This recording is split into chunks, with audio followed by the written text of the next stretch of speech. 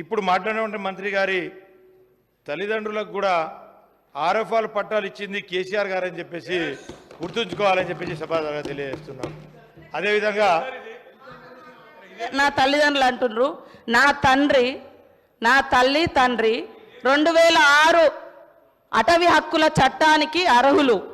వాళ్ళు ఎక్కడ దానం తీసుకోవాలి. ఒక ఆదివాసీ బిడ్డలుగా పోడు కొట్టుకుంటే 10 ఎకరాల వరకు హక్కు సోనియమ్మ పెట్టినటువంటి చట్టం.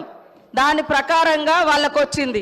ఏది దానం రాలే. నా తండ్రి రెక్కలు ముక్కలు చేసుకొని అడవి కొట్టుకొని బతికే తండ్రి.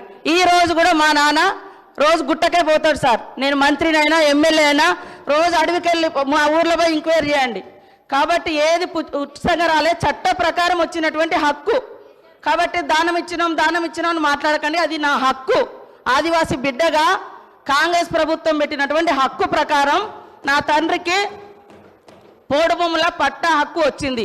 అది కూడా మీ ప్రభుత్వం వచ్చిన తర్వాత 10 ఏళ్ల తర్వాత ఎన్నికల ముందు మీరు తీసుకున్నారు.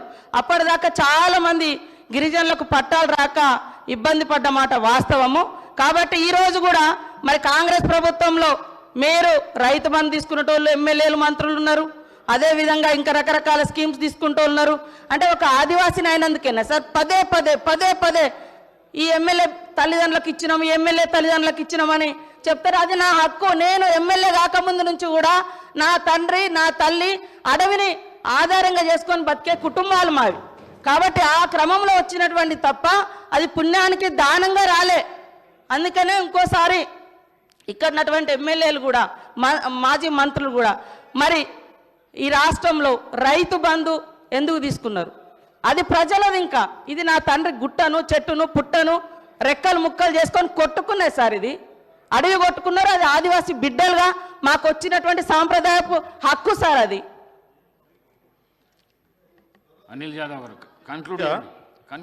అధ్యక్ష నేనేం దీన్ని తప్పు పట్టలే అధ్యక్ష.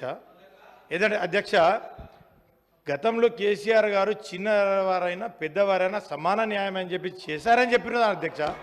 అప్పుడు ఉన్నటువంటి పత్రికలలో మంత్రి గారి తల్లిదండ్రులు కూడా ఇచ్చిందని చెప్పి ఒక పత్రికలో వచ్చిన వార్తనే నేను చెప్పిన తప్ప సారీ అమ్మ, నేను మీదకు ఏదో తప్పు పట్టట్లేదు.